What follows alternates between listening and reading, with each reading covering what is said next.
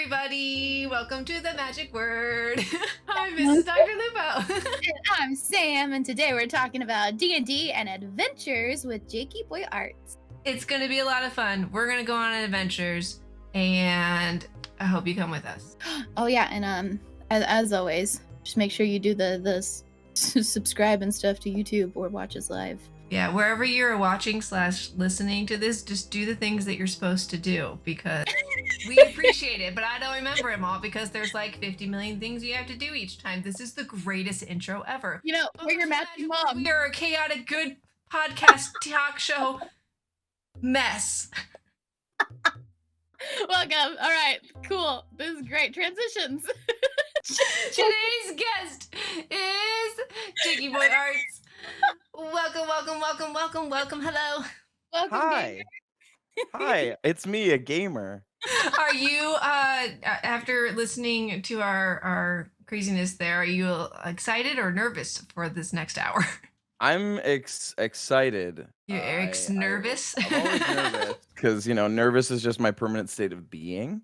Good. I'm excited because it was very enjoyable watching you guys just chat. So. Aw. Yeah, we're just friends talking about everything.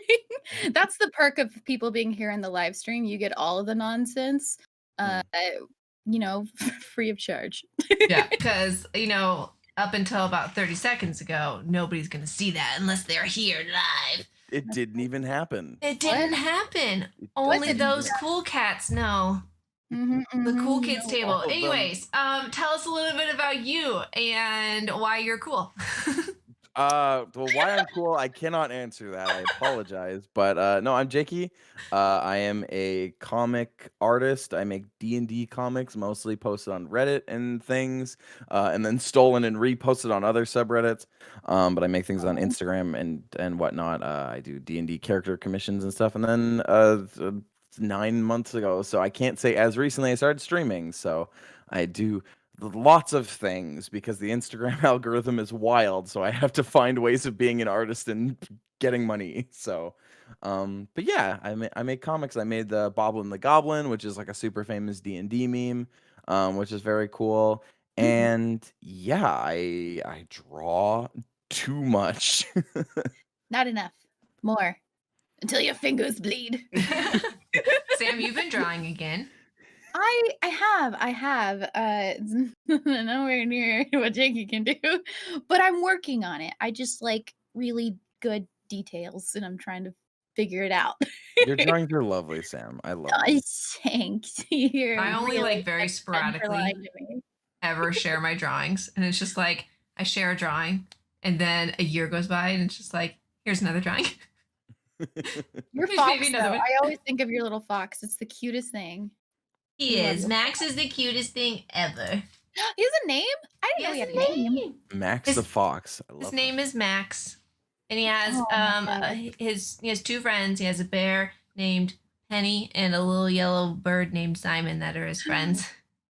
Oh, I love that so much. Yeah, and for those of you guys that said that you should make it into a children's book, we may or may not have tried to listen to you. So Cool. So Jakey is somebody that I was introduced to by playing Among Us lobbies because that's how you've made tons of friends this past year, it seems. For real. And which has actually been really funny because Jakey I didn't realize was like super into D&D at the time, like at all. Like that wasn't a thing that we were introduced to. And then whenever I was talking about Jakey to like several different friends, they're all just like, Jakey? The D&D artist? And I'm like, what? Is he? And then we like have slowly started talking about it. So of course, whenever we thought of this episode, I immediately was like, Jakey. Yeah. That's who we're getting on for this one. So shall we start some fun questions then? Let's start the thing. Yeah, so like we can all answer the questions and stuff, but Jakey, I want you to answer this one first. When did you first like learn about D&D or TTRPGs or got interested in them? My first time was an awful experience, which is great.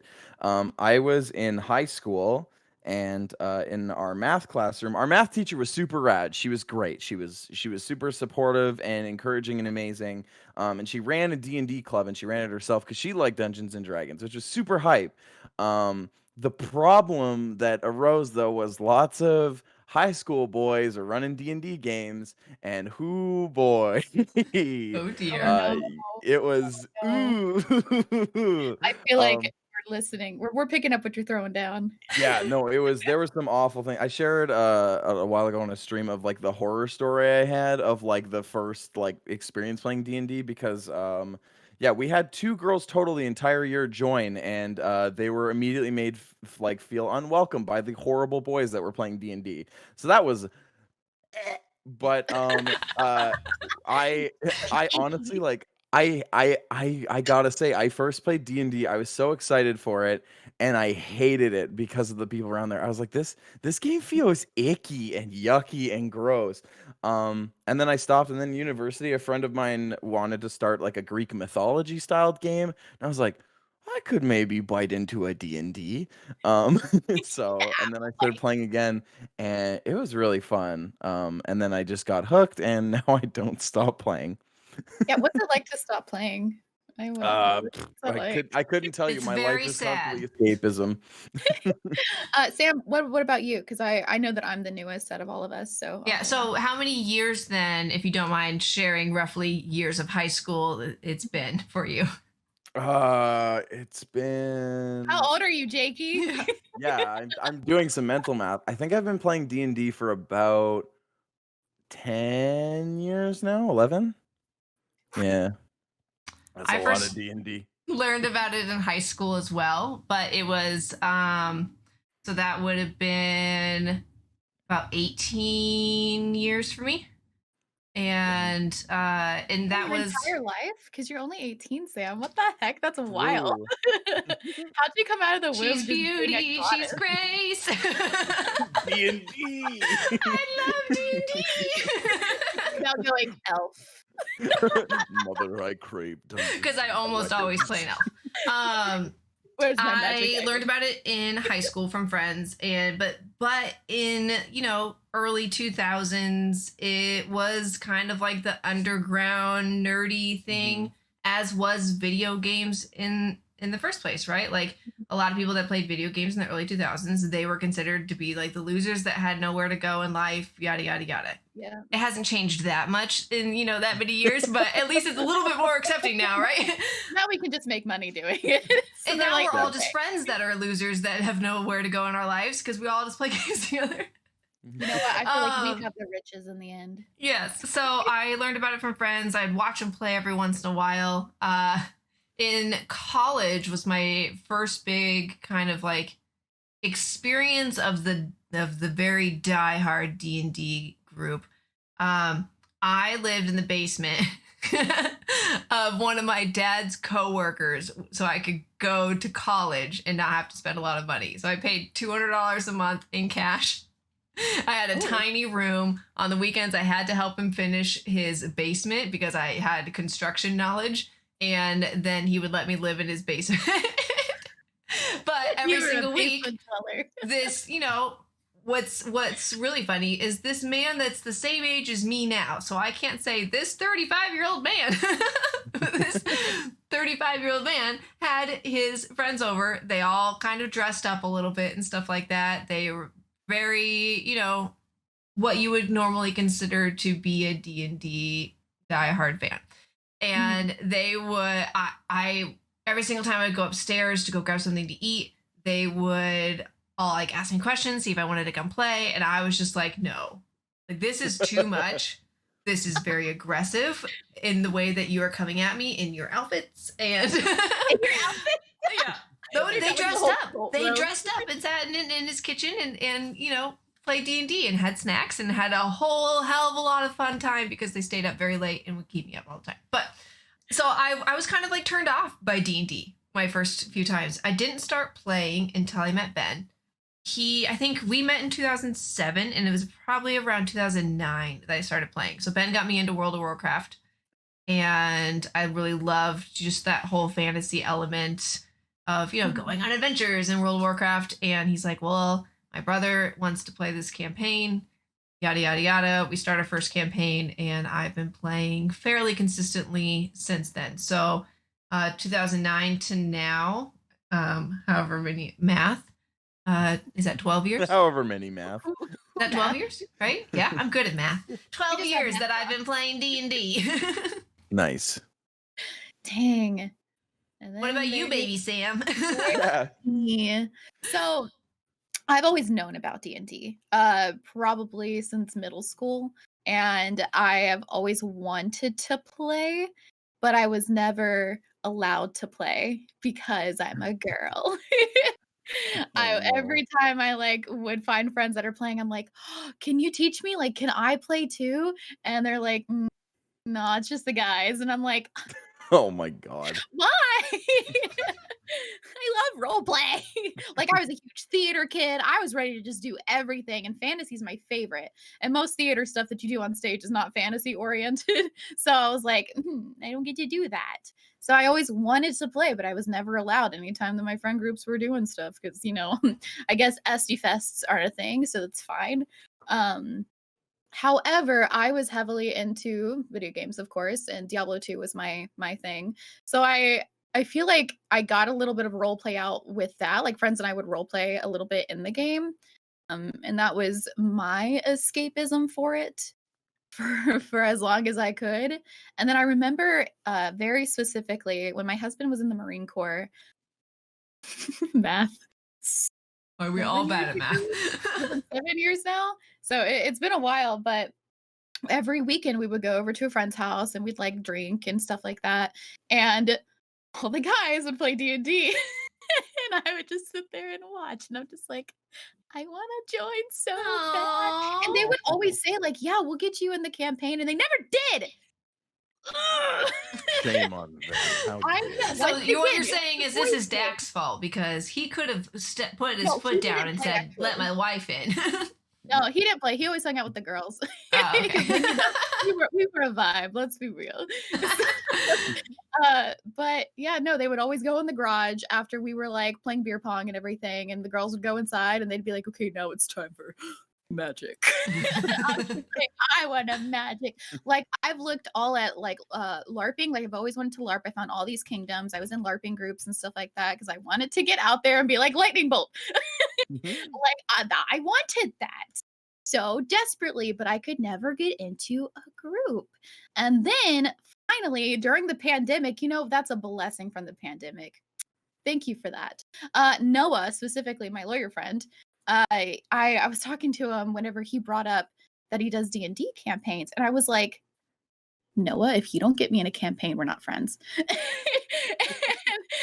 he was like, no, yeah, let's set one up. Absolutely. I love newcomers. I love like making sure that people have the best first experience, and I'm willing to teach and stuff like that. And he's been the most incredible teacher for me because I started back in October last year, 2020. And now I'm in too many campaigns. But actually, no, that's not true. I need more campaigns. I was say you have now, I think, successfully passed the number of campaigns that I've been in. In like 7 months. Right. Granted, mine were all like year-long standing ones and everything too. But because what, you're at 6 campaigns?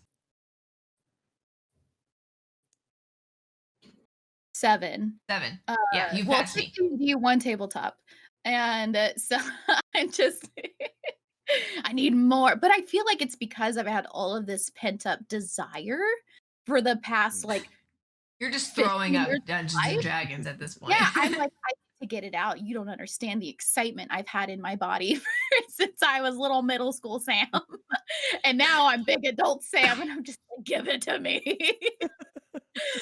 Let me cast this. Let me soak in some dragon blood. And it's always been taboo too, because I'm a Christian, and anytime you bring that up in like any Christian group, they're just like, you're doing what? And I'm like, y'all, I love Harry Potter already. Get out of here. Speaking of Harry Potter? No, speaking of Christian groups. What? Back in the 70s, when it came out, D&D came out mid 70s. And then in the 80s, it was banned a lot of places. It was thought to be a demonic game that promoted Satanism and murder and suicide and drugs and all that sorts of things. That's how you know it's fun. It's still taboo. You know what? As somebody who is a Christian, you can play games and role play. It's literally acting. You are literally acting and being a character. It doesn't mean you that are you're literally killing evil the whole entire time in Dungeons and We are all Dragons. demons. I don't get it. I don't get it. I know. They're That's like why nobody's it's sacrificing anything in the middle of a forest, you know, like we're going to the depths of hell and getting rid of evil. I play Diablo all the time, and my mom was like, "Why are you playing that Satan game?" I was like, "Mom, I'm killing Satan." Yeah, exactly. Mom, I'm Exactly. beating the bad guys. Exactly. I am the good guy. You know, I just have a wand. It's fine. Imagine you pull up like an old like interview, like those Ted Bundy interviews, and he's like, "Yeah, Dungeons and Dragons made me do it." It's like, what? So in Oh, a man. lot of prisons, it's banned. It's banned in a No. lot of prisons because of dice, because they wanted to not have gambling be a thing in prison.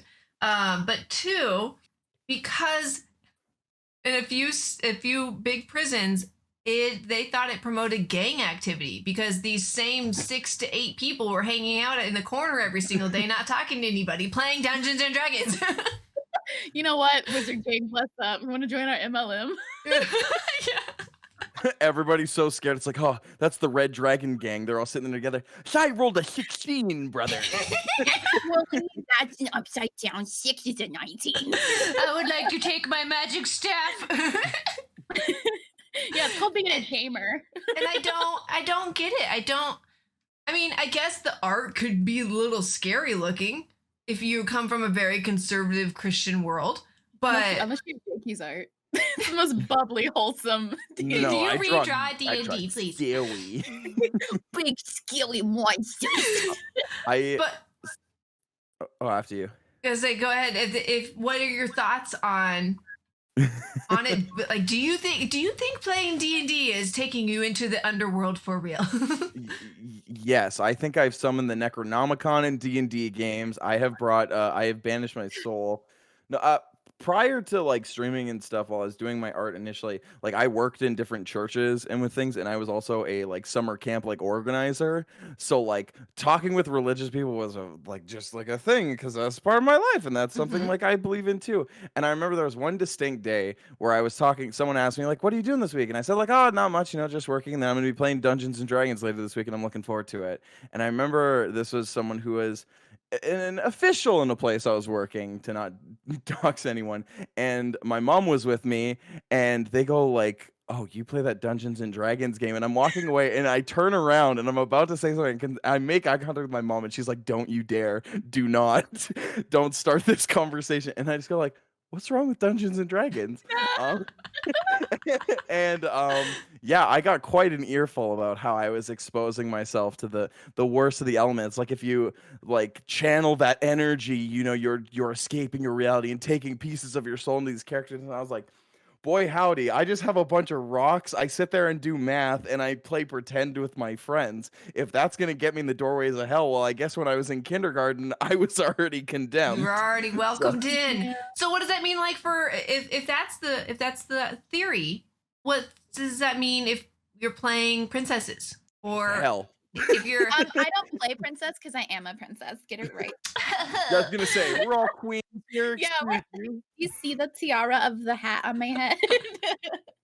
But what about like kids that they play ninjas and stuff like that? What is the difference between? There's not really. I think the idea that first off, people are having fun in a group setting doesn't happen. Not allowed.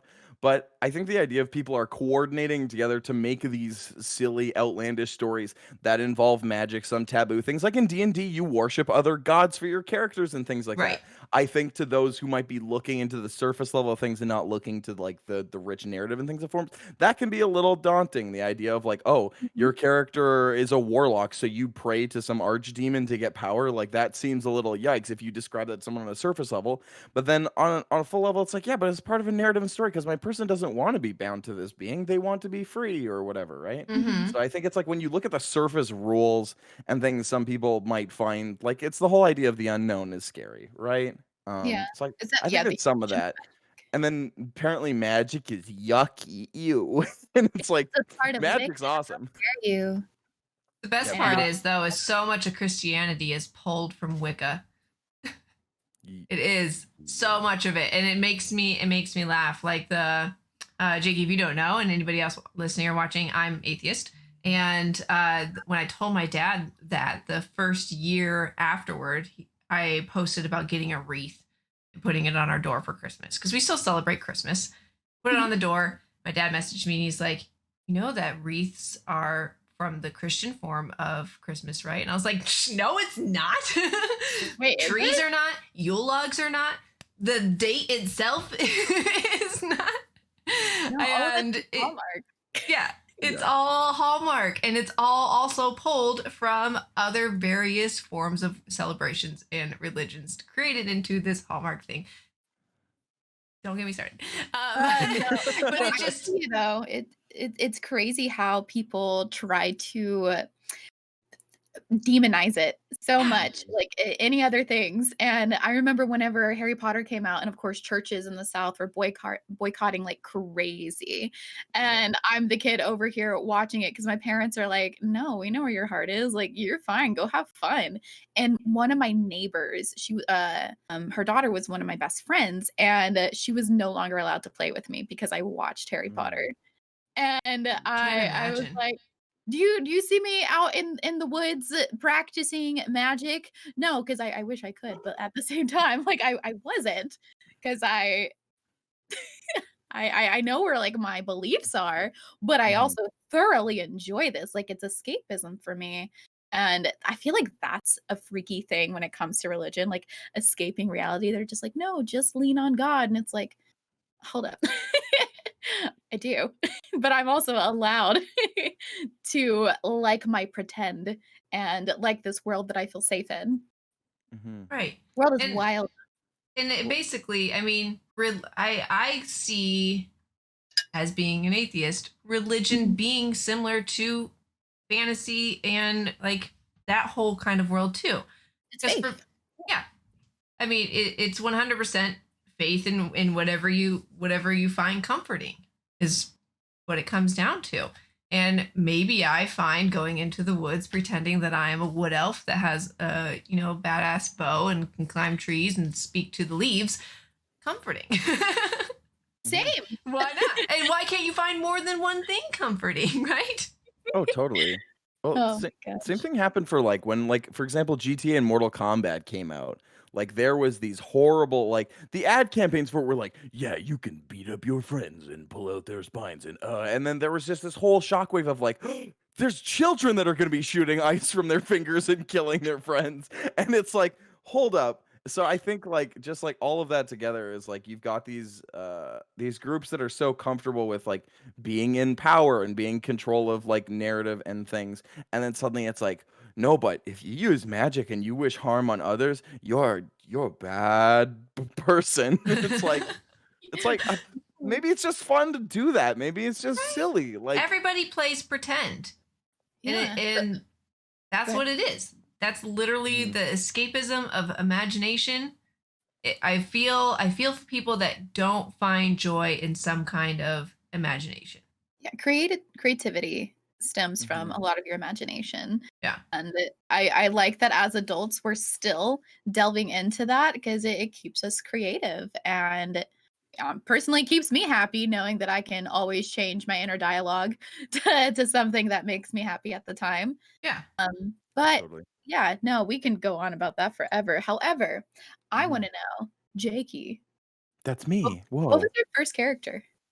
My first ever character, I answer this like two ways whenever I'm asked. Because the first one I don't really count with, which was my first awful high school experience. But the first one was I played a little bard named Enzo, and he was literally Skull Kid from Legend of Zelda because I loved that so much. But I gave like Skull Kid more lore of basically being like he wore a mask not because Skull Kid wanted the power, but because he wanted to hide his face from everybody, and he really liked playing music and stuff. So like he would like just play like music and stuff, and that was a little character. I didn't get to play it very much, and I didn't get to explore the character because I was around some horrible yucky boys who just wanted to kill stuff. So anytime there was roleplay conversation or anytime to do any soul searching, everyone was like, "Ew, feelings." Ugh. um, Cooties.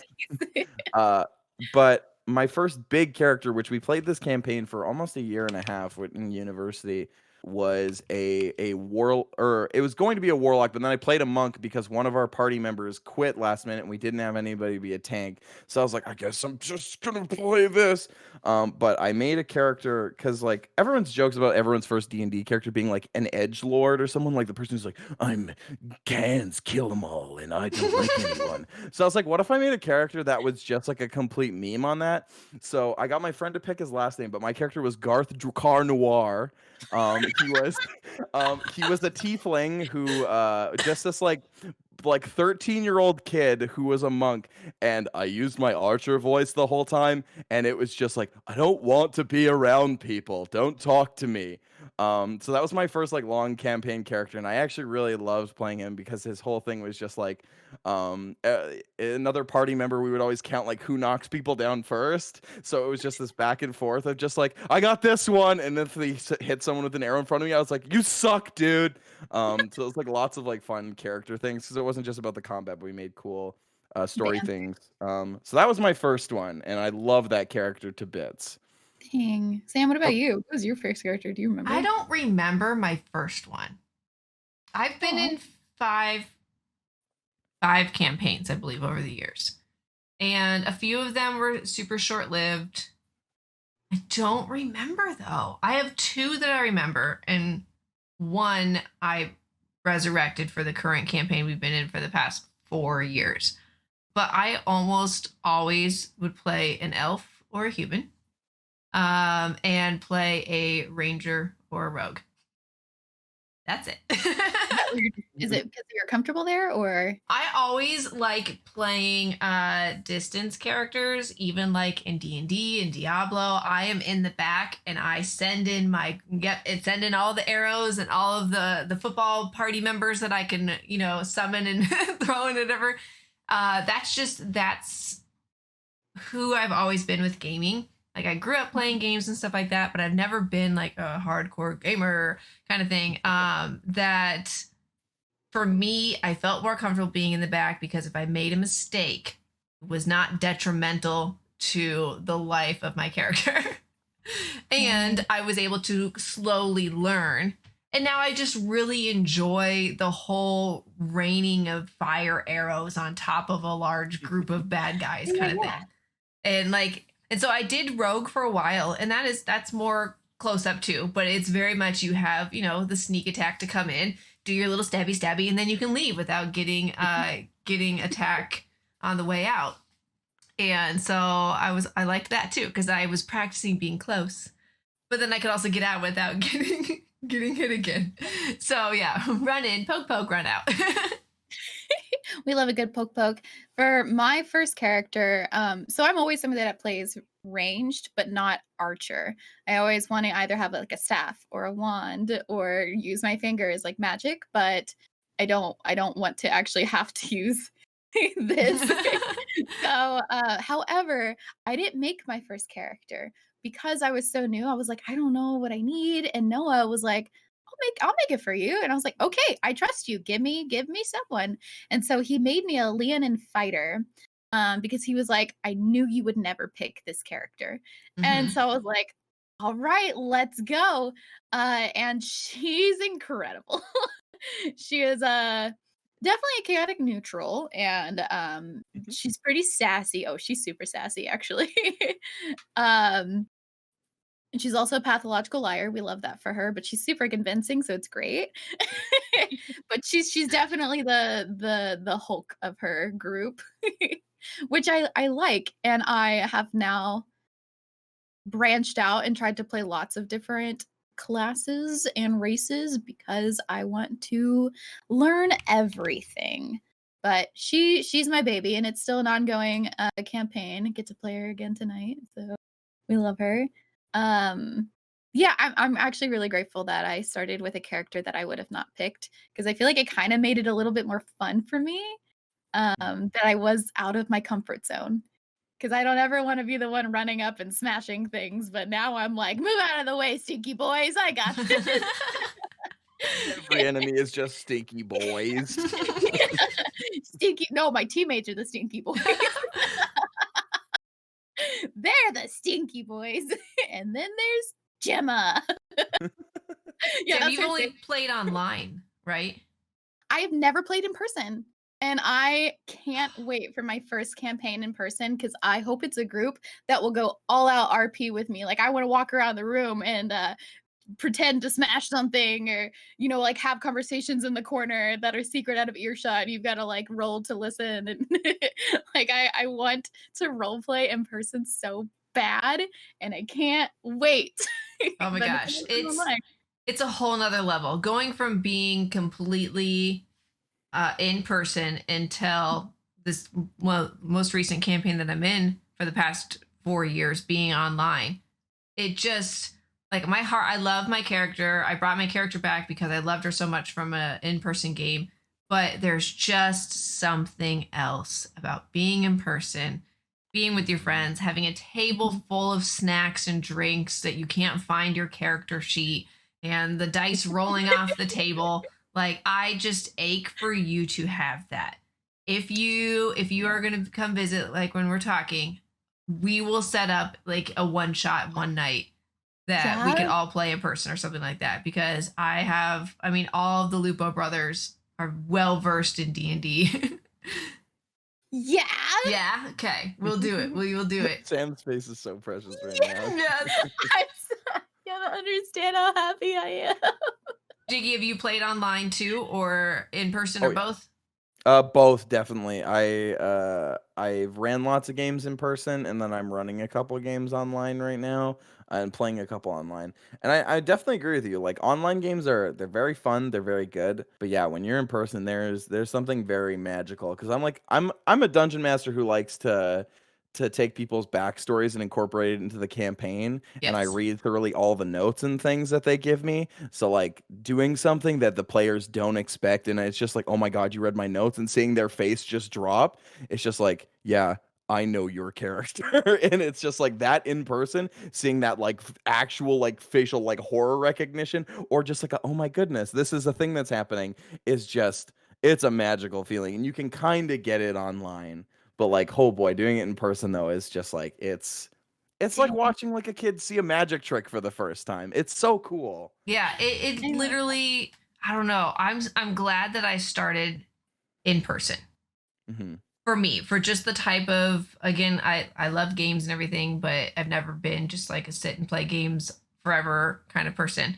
To be in person, I think solidified that it's something that I love to do. And I'm more vocal and interactive when I am in person. Like now when we're playing online, especially because Ben streams it too, I have to be doing something else. Otherwise I get tired and I don't want to be there and stuff like that. So I'm usually like working while we're playing and listening, and then when it's my turn to talk and everything. But it's just there's something different about if somebody makes you mad that you can't just stand up and walk over to them and push them. Or we did post-it notes. So if you wanted to talk to somebody else, we had post-it notes that were scattered around the table, and then you would hold it up and then pass it to the next person and stuff like that. So that's how you talked. You wouldn't go in the corner. You would have to throw a note over to somebody. If somebody intercepted it, then they were able to hear into your conversation. So you had to try to somehow get it over to them. And then Ben has done so many different things where he got us into a dungeon, and we had to go through all of and like undo these traps in this dungeon. So one was I had to do a Sudoku puzzle as fast as I possibly could. And depending on when I got it done did I set the trap off or not? Or It's like that almost. what? It's like an escape room in Dungeons and Dragons. It is. And we had to do Jenga. We had to do speed Jenga between two people to see if they were able to get it done. It just was very, very, very, very interesting. And I loved it. That's so Dang, cool. I I love love hearing this. doing live puzzles and stuff is very fun. I was really mean to my players. My partner has one of those like puzzle box things that's a bunch of pieces that you pull apart and then he assembles into a perfect box. And like they were trying to figure out a thing and I just dropped it in front of them and like I watched them all go, "Oh no." And I was like, "This is the key. I guess you better figure it out." And they was Yeah. like, "But my character would be smarter than I am." And I was like, "Well, guess what? You Your better get some character isn't smarts here on right you. now." Yeah, exactly. Oh my Um, gosh. Jakey, going off of what you were saying earlier about how like you read the backstories and you bring it to the campaign and people's reactions, you're like, wait, what? I'm experiencing that now with my tabletop, uh, which is the Witchcraft and Wizardry. It's called the Fifth House. And I don't know if I wrote out the longest and most detailed backstory because my character is just going through constant trauma right now. oh no. And the last episode, no spoilers, don't worry if y'all ever want to watch the Fifth House. Our GM somehow tied in two of our characters in like a deep, dark way. And I'm just like, stop. My reaction, you can watch it live. I'm just like, what? Like the tunnel vision I got whenever my GM was talking. I'm like, no. When we get to our favorite character conversation later, I pulled up my bio of my favorite character. You're all about it. So Jake, you actually mentioned that you DM. I do. How do you prefer that over playing, or like talk about that a bit? At first I didn't. I really wanted to be a player because I really like the reason I like being a player isn't because I actually like the rules of D&D more. I like the sandbox experience of seeing what my dungeon master has prepared, hasn't prepared, or how they like to play. So if I'm in a room or something, they describe 3 things in the room, all 3 of those things I want to interact with. It's very much how I play video games. It's like I gotta touch and grab everything. I gotta find what's breakable in the room, and if I break it or find any Easter eggs, that's what I do. Um but so that was just like a thing that was like my way of playing. And when I started playing as a dungeon master, my first couple times, I I really struggled because like though like I used to teach like improv workshops and things like that and doing like drama for especially for kids because I used to like to do theater for young audiences, which tied in with my whole camp thing. So Yes, doing that kind of stuff was something very comfortable for me. It was improvising, but I found whenever I was playing Dungeons and Dragons, I would lock myself in and be like, this is my cool, sick idea of a story. This is what I want to do. And then anytime if players were like derailing things or something, I found myself getting flustered because it was they weren't doing what I was doing. I thought I wasn't doing what they what they wanted, and I wasn't doing a good job. So I was beating Mhm. myself up constantly, being like, well, if they're not doing this cool thing, my thing isn't cool enough, right? And so like it was more so self deprecating. And then eventually I decided, and this was the meanest thing I've ever done to myself. I was like, I'm gonna organize a D&D game. I am not going to prepare anything, and I'm going to tell everybody that I have prepared everything, and I'm going to improvise a campaign with people. And that was I went in with my partner, her sorority. The first session I went in, I didn't have any notes, I didn't have any plans, I just had their backstories, and then I started a D&D game with them, and that became the basis of my biggest Dungeons and Dragons world, which I've been writing and stemming is going to be the world of my podcast. And I realized I was like, that is what D&D is about for me, is fully improvising, making it's like you walk into a room, I'll describe the entire room, and if you say, oh, is there this person there, sure, there's a person there.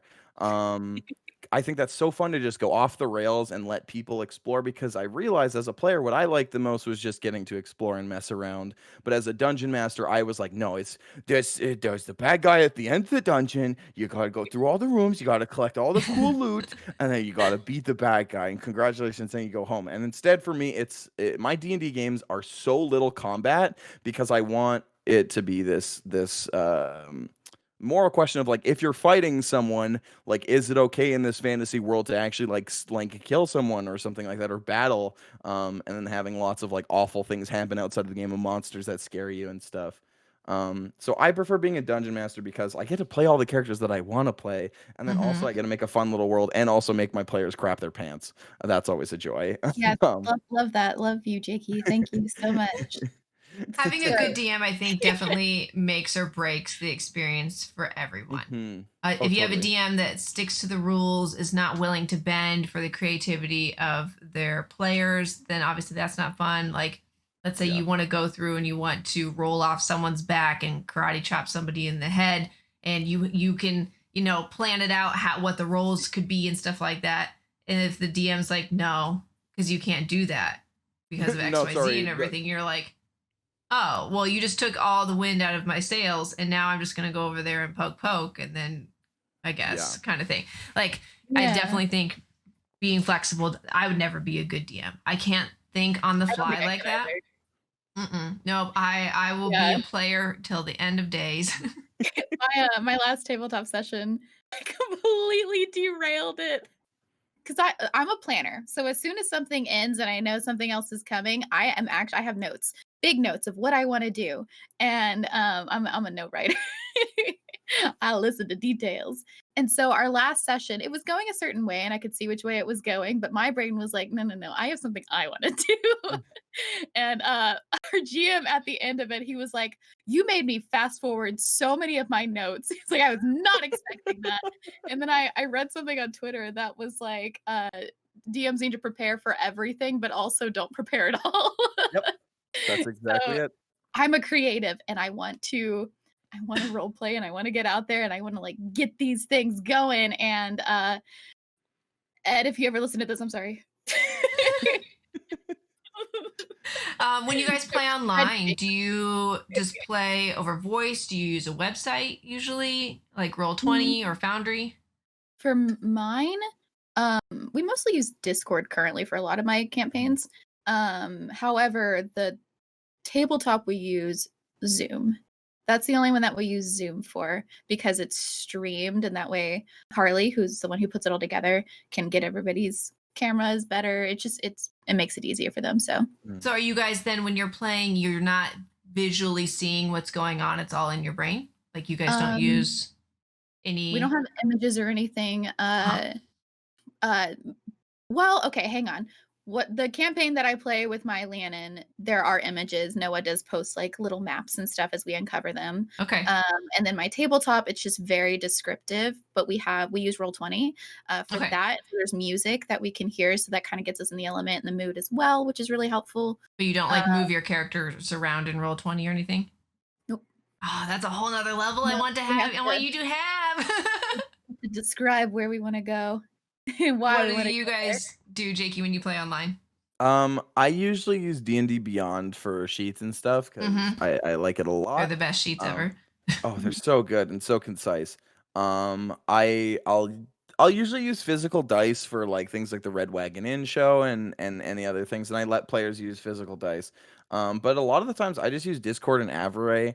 I'm not a huge fan of like Roll20. Like I've been starting to use it for one of my campaigns, but like even when I was playing and stuff like that, like I was good at setting up battle maps and like because I like to draw and I can draw maps really quickly. So I would do that physically, but I find in digitally and stuff, I really just like using the theater of the mind, and that's something I've practiced a lot more now. Is instead of saying like this combat, like you are held down to the if you have 30 feet of movement, sorry, you can't get here. I'll say like, yeah, the monster's about 50 feet away from you. So if you want to do this, you'll have to like do that. So there's a lot of that which I found I do in my games, but in, like in person games, I find it's more comfortable because like with D&D or sorry, with Roll20 and digital things, it takes a long time to set up the tokens, get Mm-hmm. everything running, and then once you finally get it running, the amount of bugs that can come from it, the dynamic lighting stuff, it just makes me go like, no, in person, I can literally draw a map of the dungeon, lay a bunch of sheets of paper on it, and then have little tokens, and then it's just easy. So if it's in person, I do that like for the odd thing like dungeon crawls and stuff. But otherwise, I'm like, theater of the mind, baby, let's go. Your We used brain. Roll20 for years, and then now we're in Foundry. And I like Foundry a lot because like parts on the map move. And so you can set up if there's like a skeleton guard in one of the buildings that we're in right now, he moves back and forth. So there's, motion in and stuff like that. And I love the whole idea of, picking up your character and moving it where you need to go, like a board game kind of thing. So that was super important for me. I agree with you though on the dynamic lighting. Sometimes it's so frustrating. You're like, I just want to see what's going on. I should be able to, but there's this one tree in the way, and now I can't see anything in front of me. It's so frustrating. But I don't think I would be able to. I need to visually see it. I think I'd That's need to fair. visually see it to get super sucked into it. And I feel like I do too. The I'm okay with the tabletop specifically because it's Harry Potter universe, so I actually already just know how that looks. mhm. So that part I'm not struggling with, but if it's like a D&D universe that somebody else has created, something that could help enlighten me on what I should be imagining is really nice Yeah. as someone who's only played online. So, yeah. I do really like using like tokens in splash art. There's something I'm commissioning for the podcast of like big splash art areas of like this is the city you're in. This is like a scape kind of view that's got the text of the place. Because I do like those kind of grounding things of like this is what this looks like. I find it difficult to make like big physical maps of cities and things because then if you have this physical map, then more often than not, a player will be like, okay, well if it's not on the map, I can't go there. And it's Right. like, well, if I didn't write the shoe cobbler down the street, you can probably find someone who works on shoes in the town, right? So I struggle with that kind of sometimes of like making things tethered in reality, but also reminding the players it's like if you want to make something up and add it to the reality, just ask. Like this isn't my OC. Do not steal. Don't you dare look into that area where the Yeah. things are improvised. It's like There's no, a do it. curtain there. I'm writing this down, Jakey. Keep going. We Oh, had a no. whiteboard in person that was etched to be a grid. And we would just take whiteboard nice. markers and draw out our walls and stuff like that and place our character tokens and everything too. So we found, and then we had a few of the 3D elements. So if we were like in a town, we had, the rubble that you could climb over and stuff like that that we would add to it as well. Super Cool. beginner. We have between Ben and both of his brothers and a friend of ours, we have closets full of figs and books and all the things, and it just makes me so sad. I want to use it. Who's been your favorite character? Oh man. It's just all of them. No, All of them? I love making characters because it's so fun and it just makes me so giddy of like having a character to like write this whole backstory for. I'm definitely a keener player who's just like, hello, dungeon master. Yes, here's my 4-page backstory, not double spaced, because I just like to. I just love to do that. I love to write. I have ADHD rat brain, so my writing never makes sense. But it's something I just really enjoy. I think Garth, who I said earlier, might be my favorite, or another one was what was his name out? Oh yeah, his name was Jepe Amai, which translates to sweet bun, basically. And he was a big fearbolg, and his whole thing was he basically was just this huge fearbolg with like that's like for those who don't know, it's like a sheep person. They've got like llama or like goat or cow features, and so he was this dude who had this big like mane of hair, and he was like the dad of the group who was just like, hey guys, don't worry, we're traveling together. Things are gonna be a-okay. Everything then- gets fixed with duct tape kind of character. Oh, absolutely. Yeah, he was a cleric too. So like he was just Yeah. like healing people, just being like, hey, I got this for you. But our party was very morally ambiguous, to say the least. Of like, we had like a rogue, a warlock, and an evil wizard, I think, or something at the time. So it was just like everything's sketchy. And then they've got like the party dad, who's just like, yeah, like with faith, we can do anything. But there was definitely my favorite moment with him was they were just like, hey, we've got to sneak in this place and rob this bank. Like, Jeppy, are you cool with this? And I put on sunglasses and went, yeah, I do crime, kids. And it was just like this awful thing of just like him being so not in place. But I think that was probably my favorite of just like soccer dad cleric was like all I played the entire time. He shows I up can in a imagine he van. has like cargo pocket shorts with all of the Oh, things in 100%. them. I wonder if I can find the picture I drew of that moment of where I said that, because Sam, what it's about so you? fun. I like all of my characters so far. I feel like my tabletop character is probably my favorite just because of the world that I'm in. But if I went with just my D&D character, I actually really like one that I did a one-off with Jakey. She's a fairy artificer. She's chaotic evil, and I just love her. Her name was Betsy Honeyvale, and I want to play her against because she was just spicy. She had an accent like this, you know what I'm talking about? So I want to just play her again. I love her. She's She's so fire. good. I love That's her awesome. character. She was nice. My She character, almost killed you all. my character that I resurrected from our longest in-person campaign, and then when we were talking about doing this online campaign, I was so sad that we had to end our first one because people were moving away and got busy and stuff like that. And that's how majority of campaigns end, right? It's like somebody moves, somebody has a kid, or too much stuff is going on, and then you just kind of stop, and there's never closure. And I felt such an attachment to her. Her name is Mael, and she is a half elf, and or not half elf, wood elf. And imagine like Merida, red hair on like Robin Hood, Yeah. the browns and greens, all that kind of stuff, and just flowing hair like Pocahontas. She's a dream. I love her to death. But she is the wife of the leader of this group of elves from Wolfshine. And in this group of elves, when you are higher up and you become of age, you get a wolf companion. And my wolf's name is Acalia, who is the name of the wolf that took care of Romulus and Remus in the mythology. And so I pulled that in there. And Acalia is a large white wolf, dire wolf size that you can ride, stuff like that. It's so good. It's so good. But her backstory is she's the wife of the leader of this group. She has multiple kids. She has Draenor, Lycor, and Lorwyn, so 2 boys and a girl. And in this world, I adjusted things a little bit, but her tribe got attacked. And her job as the wife of the leader was to get everybody to safety, while her husband and her eldest son stayed back and fought everybody off. She got everyone to safety. She came back, the whole entire community is gone. And so now she is on the verge of finding who destroyed her village. Funnily enough, when we were creating these characters and we were kind of introducing ourselves to each other, somebody else in our group also was a wood elf and had a very similar last name, surprisingly, to mine.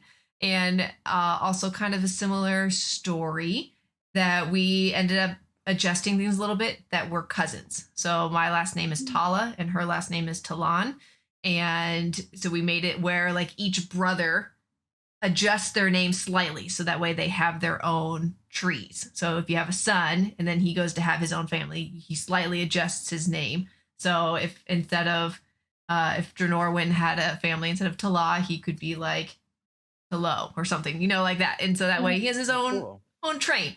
And we did that. And so now we're 2 cousins that are in this group of mercenaries and we're starting to try to figure out, but I lost the tribe when I went to put them to safety. They kept moving because they were not. So I currently do not have any of my family. Can I just say, I don't think I've ever heard of somebody having a character that has kids. I like that. Oh, like me personally, because I'm new to it. So this is the first time I've heard that somebody, I they're all send single, you ready to adventure, nothing holding them back. Yeah, I will send you her story. It's very sad. She's very quiet, stoic, and is a thinker. She's not a big fighter, but she definitely knows her way around a bow kind of thing. So she, for sure, my favorite character. I have multiple art pieces made of her. I have minifigs and stuff like that from my past campaign that still need to be painted one day. But I will live and die with Mael. Dang. I love her. She's just the greatest. And now we make a game combining these 3 characters hanging out. We should. I don't think Betsy would want to hang out. No, it's okay, Betsy. We can all be she good would be friends. the villain. Yeah, Betsy and Mael would not be friends because Mael doesn't want to do anything that's like necessarily mean. She's a mother, so of course, like, she's very nurturing. She just kind of wants to do her thing and go find her kids. Betsy would be like, just throwing your kids into the fire. It's fine as long as you live. You could just make more. Like, yeah, you could just have more. Silly. Jakey's like, no, don't bring Betsy back. Oh no. All right. So before we get into some questions from the chat that I have been collecting, and you may still post if you want us to potentially answer your question, this is a fun one. Do you have a dream celebrity or streamer you'd like to be in a campaign with? Jakey, you start. Oh my goodness. This is the question I saw, and I was talking with my partner about this, and I saw the question and I was like, "Okay, there's one person I want so bad in a D&D game, and I don't want them to play like a PC. I want them to play like an NPC." So picture, you're sitting there together in a party, you travel through the 9 hells. You get to the very end, you see a throne, you see the final boss, and you start hearing some music play, and you see a large pole beside where this fight is happening, and Lil Nas X is playing the Lord of the Seven Hells because someone made a final boss version of Call Me When You Want, and I heard it and I was like, I want to GM a game with Lil Nas X so bad where he plays like the King of 9 Hells, because I think that would be the best thing in the whole world. You go through this whole gauntlet of all the 7 deadly sins, and then just at the bottom, embodying lust, is Lil Nas X. That is who my celebrity. I want it so bad. I think that would be the best thing on the whole planet. That is my answer. Everybody go tag Lil Nas X and say, hey, play a D&D Please. campaign with JakeyBoiArts. Please. Oh my god, I would cry. All right, Sam, what about you? Mine actually is inspired because it is happening, not to me, but this person is playing Dungeons and Dragons. Jeff Goldblum. That was my second choice. That was a good one. As soon as I saw that, Ben showed me the art, and he's like, "Who does this look like?" And in my head, I thought there was no way in the world that's going to be Jeff Goldblum. But I told him, and he's like, "Yeah, he's playing a D&D campaign." I was like, "No way, no way!" Because just like him in any of his movies, but his character in Thor, like that character. I just want him to be the annoying, cocky, but also does not care about anything kind of guy that just is there to slumlord with it. Yeah, I don't know. I think that he would be a great person to play with for sure. I just have his voice lines running through my head from the movie. Yes, Lord of Thunder. Ooh. Yeah. I'm so excited to see, because he's playing an elf sorcerer, I think, too. So I'm like, that's gonna be so fun. Yeah. If you haven't watched The World According to Jeff Goldblum on Disney Plus, watch it, because it's him as himself. And he's going through and he's looking at the origin of jeans and why they're so popular, or riding bicycles, and he's just getting up to shenanigans, and it's a great show. Love that, man. And then as for mine, gosh, there's so many, honestly, that I would love to. But I think I really would like to be in a campaign with Sam Witwer, because of his, oh my gosh, his acting skills are so phenomenal. And he plays a lot of Dungeons and Dragons on stream. And I watched them in studio do the I think it was DC characters, and like watching the show be filmed and them like learning about each other's characters of who they actually were, because none of them knew who they were.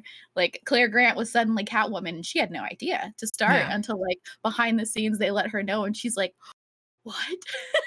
And like things like that was really cool. So I would love to play a campaign with Sam, because he's phenomenal and he does a fabulous Darth Maul. True. Yeah, or Emperor Palpatine. I'm stoked for anything that he does. Sam, what's a character that you want to play in the future? Like if you something you haven't played yet, a storyline that you hope that you can have work out in the future. Man, because I have a great one and you guys can't steal it. Well, then you go first. Tell us yours. Tell us your great one. Okay. We are talking about doing a D&D campaign that is kind of just whenever people can, but it's going to be just Lupos. because there are 8 of us. And that's the perfect amount. And because not everybody can be available each week, the whole concept is that it's kind of whoever shows up for work that week and they have to go do some kind of mercenary task of like bounty hunter type task. So, you know, if Ben and I are busy one Sunday night, then we're not part of that. We don't get the XP or the money or whatever. I want to play a cat. Just a cat. Just a cat that and not like a druid where I can change. I am a cat only because I am a witch doctor that made a really big mistake in trying to learn some new magic and made myself into a cat. And so I have to act like a cat, and so imagine like Puss in Boots, right? But I'm a witch doctor. And my whole side quest is to find this one missing random ingredient that you hear of that's on the top of the tallest mountain. That's a flower that only blooms on Tuesday afternoons, kind of thing, that I have to get so that I can go back to being a person or whatever other race that I want to be. But I want to be a cat, and I want to run around with kitty adventures and stuff like that, but still can act like a human too. So I love that. Yeah, that's my dream, and I think that's what I'm gonna do. Have you seen our cat? Yeah, it's gonna be an orange cat. Basically, I'll be Butters. Yeah, this is Butters the cat. This is Butters the cat. I love you, Butters. His name is Sir Peanut Butter. Uh-huh. Yeah, this is Butters. What about you, Jakey? Because I don't have an answer yet. Go ahead. You first. I always think of characters I want to play, so it's just my rat brain. But the one I've wanted to play the longest, and I haven't gotten to, is because lots of dungeon masters banned the Kenku race. And the Kenku race is a raven person, and the Kenku cannot have an original idea. They always copy something, and so if they make something, they have to have seen someone else do it, and if they say something, they have to have heard it. Their whole like origin is basically they were a cursed group of people that these small raven people are now bound to the fact that they cannot have an original thought. They're So their whole thing is they're dittos, essentially, yeah. But when they speak, though, they cannot speak on their own. They have to have heard someone else say something, and then they take that, right? But most people, whenever they play Kenku, they just think, like, they're just gonna scream like, "Bah, I'm a bird," and it's just like, and they ruin it for lots of people. And every time I say I kind of want to play a Kenku, 9 times out of 10, the Dungeon Master goes, "No, do not play that because it's gonna be nothing but a meme." But I genuinely want to play a character that is a soft-spoken little Kenku that like just imitates things, and I'm gonna keep a whole log of things I hear in the campaign of like the character's voice and everything, and imitate my dungeon master's characters and stuff, and be this little bird that just like talks, because I actually want to try that, because I think as like a character that would be so hard to play, but it'd be so fun of just this little bird. And then his whole quest is basically he wants to be able to get a wish so that he can have the gift of originality and come up with his own voices and things. That was like the whole arc of the story of like he wants to be blessed with this, because his first ever original idea was, what if I shackle myself free from this curse that is on all of us? So that was like a character I've been sitting on for a long time, just this little bird boy who's just like, he's sitting there, like anytime he's chilling, he's just like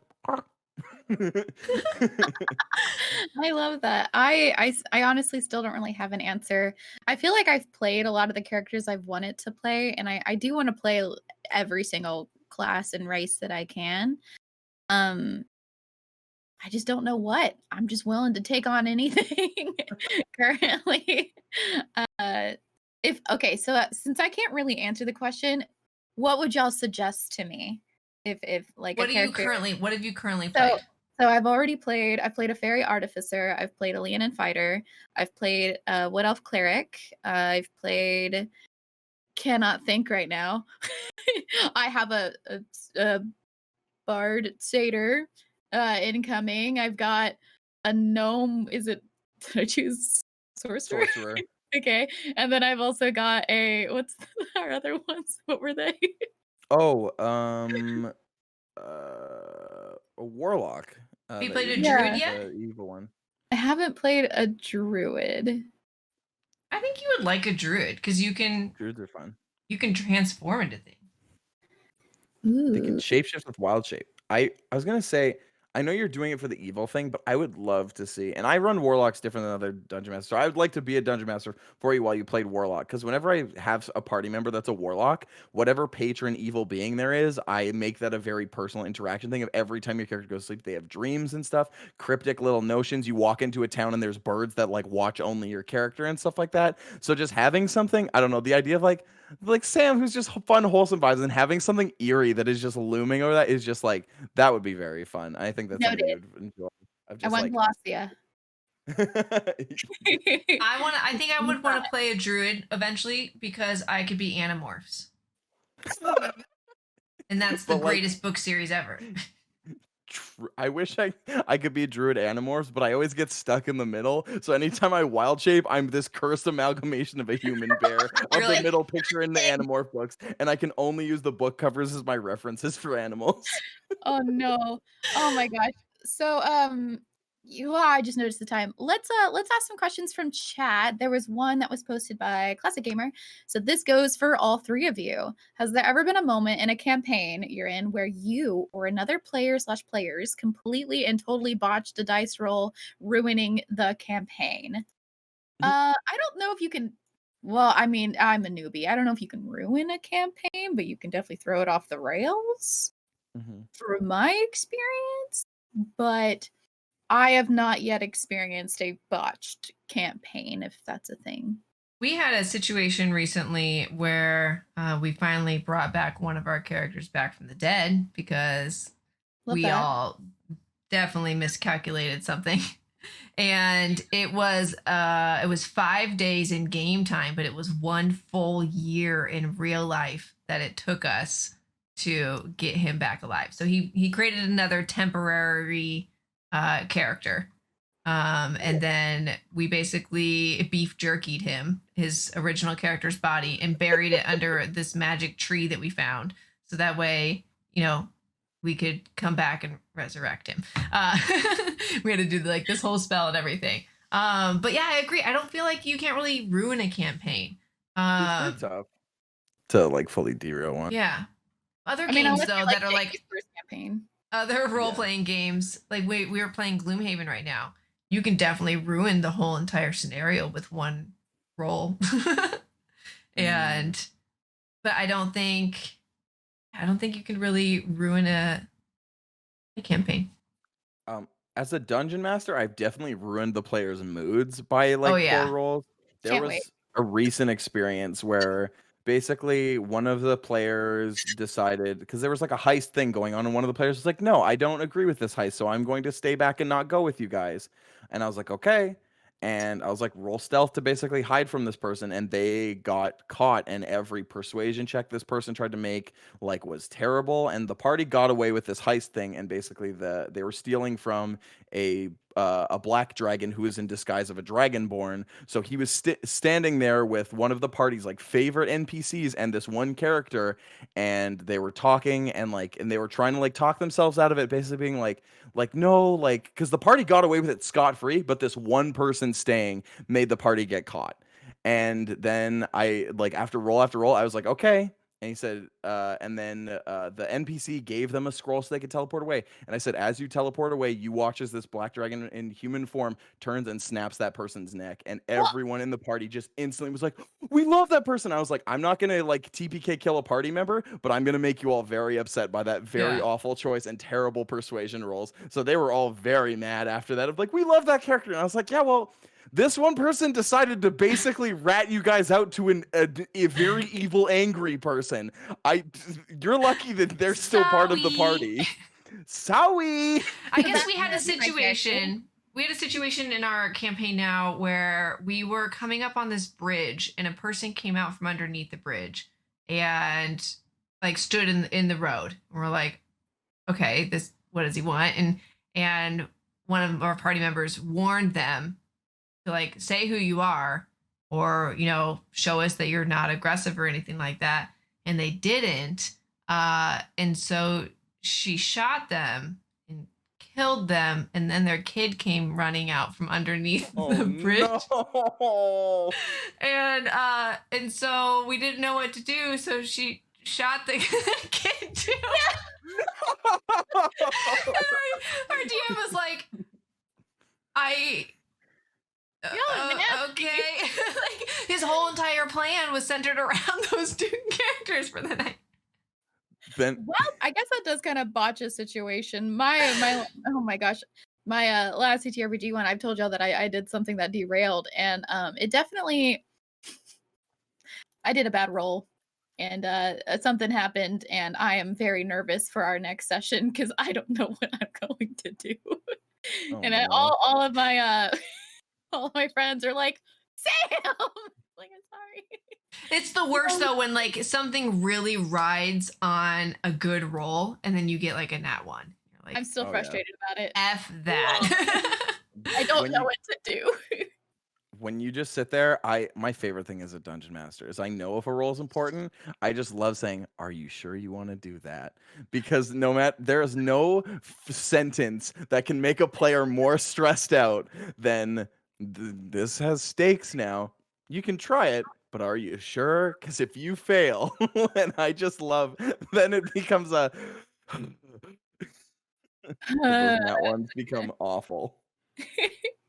Ready for that. What was another question? I put them down somewhere. Here we go. All right, two nerds on a couch. Says my other half is basically all of the critical role dice. Are y'all dice collectors too, or just mostly online dice? I have one set so far, and I'm craving more math rocks. What about y'all? I know Sam. I get a set with every character. Uh-huh. This Deadpool head right here that I'm pointing at on my thing, that is entirely full of about 90 sets of dice, and I have 3 handmade sets on my left that are like gorgeous mastercraft dice that are very expensive, and I have another like 3 sets coming in the mail, so I have almost 100 sets of dice. So I think I collect a few. I would like to collect I more. don't have any of mine than out, mine. do I? I can't get behind my green screen. Mine are really pretty though. I can't They get just- some of them out because it's hiding in something I can't show you. So Love that. So yeah, I mean, I guess that's our answer. The newbie has one. The pros have far too many. Far I too don't. many. Yeah, I don't collect Not them, but I enough. definitely each character has their own set that Okay. coordinates with them, and I don't use them for anything other than that character. So Makes I have That makes 5 sense. to 7 sets of dice. Sounds good. And then Esper asks, what do you use to do the virtual dice rolls, like rolling dice and the wizarding TTRPG? Sorry if I missed the answer. You did not. I know that we have mentioned like different places that we do our dice rolls. I've used Roll20. I've used the bots on Discord. There are dice bots that you can use. Avray is a good Yeah, one on there's some from Discord. D&D Beyond. And then Mhm. which one did you say that you use, Sam? Foundry we use. Foundry. I Yeah. just opened Foundry. It looks cool. Yeah, Yeah, it's I'm- super cool, and there's a lot of open world creativity to make your own maps, or you can import maps that other people have made. Reminds me a lot of like the Sims gallery, where you can import people's homes and stuff like that. So it's a very collaborative thing. You can customize your dice on the screen to be very specific and everything too. It's really cool. I like it a lot. I'm still learning it though. We've only been using it for the past couple months, and we play like 2 times a month. And I'm still like, where do I click to do this? Because I've been using Roll20 for 3 years, and then before that, paper. So yeah, it's still giving me a lot of learning time, and I'm just not a fast learner. So Yeah, as a newbie who hasn't played in person yet, I do thoroughly enjoy when a DM trusts me to be able to use my dice because, like, they're still so fresh for me. I'm like, can I do this? I promise I not lie. I'll show you the camera. I could put camera the down. Black You can Rocks. see. So it's been nice to just toss them in their little tray that I got. It has nice clinky noise. I hope online games let people and I know there's some people that are sticklers for rolls and stuff, but I hope that every dungeon master, if a player wants to use their physical dice, lets them, because like if a player fudges their rolls, it doesn't really matter in the long scheme of things. The low rolls are way funnier than high rolls, and they add for good story things. If a player is rolling a natural 20 every 5 seconds, like I'm not gonna question it, because guess what? That player probably feels great. And if they're lying about their rolls, I mean, this is a game of pretend we're playing. If I look them in the eyes and say, "You're not allowed to pretend, and you can't roll that high, that's bad." Like, what? What is the point of playing pretend then? Yeah. Like, Same. yeah. Before we dip today, to kind of circle it all back to streaming on Twitch, we saw a big surge of the top streamers wanting to learn how to play D&D this year. Mhm. Do you think that it's because it was just a trendy thing? You know, like games come and go. Minecraft was trendy, and Among Us was trendy, and Fall Guys was trendy. All those things in the past year and stuff like that. Do you think it's because of that, or is it something that they saw somebody do and they finally, like Sam, get to experience something they've always wanted to? Yeah, I think that with the pandemic, it's been a good escapism for a lot of people, and people are seeing that others are able to use that avenue. That it has a moment of where they don't have to worry about what's outside of that bubble for a moment, and Mm-hmm. at least like that's why anytime somebody asks me if I want to join a campaign, I'm like, yes, which day? What time? I can do 3 a day. You just tell me when. Because if I don't have to think about the trauma of the world and just the trauma of a character that's fake, then I love that for me personally. So I think that has been a surge. And of course, Twitter talks. Streamer Twitter is very prevalent with D&D right now. I've seen so many people talk about it or trying to get campaigns together, and people are interested. Most people are like, I'm new. Can you take me on? They're like, heck yeah, let's do it. So that's been really nice for people like me who finally have the opportunity. I love it. Yeah. I feel like everyone's been so welcoming with it too. Mhm. Someone's like, I wanna learn how to play D&D, and what is this and what is that and everything, and Yeah. people are almost aching to have new players come in because Yeah, I've it's met such a Jake. fun thing. You want to share the cool thing that you know about with other cool people, right? So you're just like, yes, please, let's play a game. Let's do this. Well, I'll teach you whatever you want. Yeah. I've already bought you your first set. Yeah. Here is your character. Yeah, I don't notice any gatekeeping. I haven't experienced any of it yet. Mm-mm. Hopefully I never do, and I don't see it amongst my friends or people that I see talking about it online. So that's been really lovely, like, I think, because I know Yeah. that in the past, obviously it's been a thing. Yeah, obviously you were pushed out with a 10-foot pole. Yeah, make it I'm gonna 20. say stay away from Reddit. Yeah. That's my first piece of advice I know, for right? um but I think a big part of it was pre-pandemic everything. You had shows like Critical Role that were like bringing like lots of light to the D&D scene. Like I knew people who hadn't even picked up a set of dice who were just like already caught up on Critical Role, and that was like super cool. And then you've got some celebrities who are saying like, yeah, I played Dungeons and Dragons, and then like the whole insurgency of like Stranger Things came out and it referenced D&D heavily. I think Mhm. like D&D was kind of forced into the light in a positive way that like made it more inviting than just like the game scary people play in the basement and they're just like, yes, my precious houses. Yes. It became a thing that everybody could participate in, and not only participate, it's like, oh, you have something to contribute and bring to the table when you play D&D. And I think for those running D&D games, we're like, hey, like, yeah, obviously I want to have you, like, you guys are my friends, like I want to invite you to my D&D thing that I've been doing, and it's not that I was trying to keep you out of it, it's that I didn't know you were interested, and if you're interested, let me make this as easy as possible, because I think D&D as a whole was such a daunting community that like looking at it was like, oh, I have to learn all these rules, I have to get all these books, I have to, there's evil demon cults that play that, and it's where if you're playing D&D, it's not really a luxury to like push people away from it, because if you push them away from it, congratulations, you've made it so you're going to be playing by yourself. But if you're Yeah. welcoming and inviting, then the game is more fun. So I Yeah. think a big part of that was that. And it's interesting seeing brand new people on Twitch who are like as you mentioned, like the top people on Twitch who are just like starting like D&D. Like I watched like a live stream of someone making their character, and then they were like, "Is it okay if I betray my party, do you think?" And I was just like, wow, that I mean, we're all you're creatives, already right? thinking of that. So Yeah. And it's so cool because it's been in pop culture so much, like with TV shows and movies. Community had a full Mhm. D&D episode, and Mhm. you mentioned Stranger Things, and Riverdale had their own version of it, and that was like a whole story arc for Riverdale community. and it's literally just popping up everywhere, which is so cool. Yeah. I love a good game. I'm glad that I'm finally in this. Welcome Thank to the y'all club. for being accepting, because it sucked for 29 years.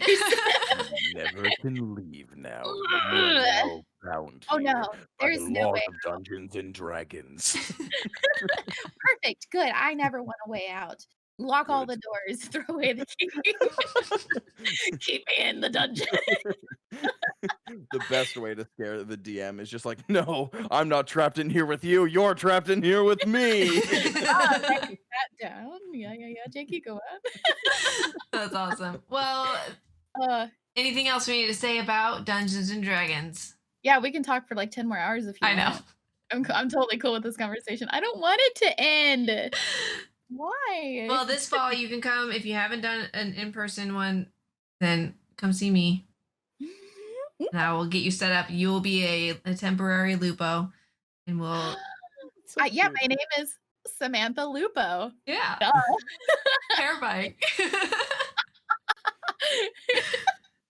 Oh my gosh.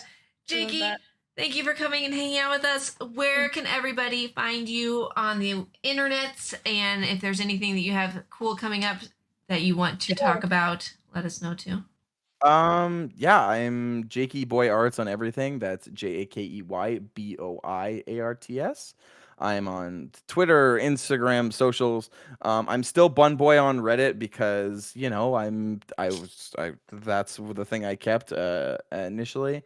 And yeah, I'm gonna be streaming the finale to Resident Evil later. So if you want to watch me cry as I play Village, that's gonna be fun. And just generally, no huge things to plug. I'm just kind of working on comics constantly out the wazoo. It's great. The D and Dimension podcast is a thing I'm working on that's coming soon. So that's like an exciting thing in the future. But yeah, I don't think there's anything super huge other than that. So just keep your eyes peeled for a live D&D show, which is going to be super cool and super exciting. It'll feature all the stuff we're talking about. You'll get to see what a bad dungeon master I actually am. Hey. I know. I hope I can be there. Me too. Well, thank you everybody for hanging out, and we will catch you next week for some more magic word. Goodbye. Okay, bye. Goodbye.